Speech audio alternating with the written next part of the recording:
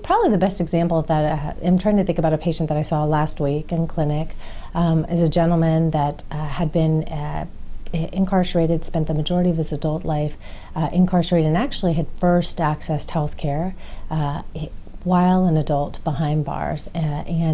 While he was behind bars, was diagnosed with a number of conditions, including hepatitis C, diabetes, high blood pressure. And for him, what this meant is that each and every day he was woken up, was mandated to go to a medication line where he goes to a window.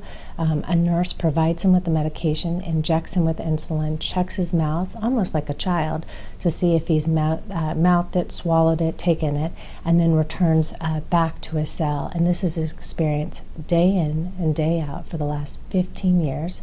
Until when he comes home back into the community, never having access to the healthcare system except for behind bars, where for the first time he has to go to the pharmacy. He has to learn how to inject his own insulin.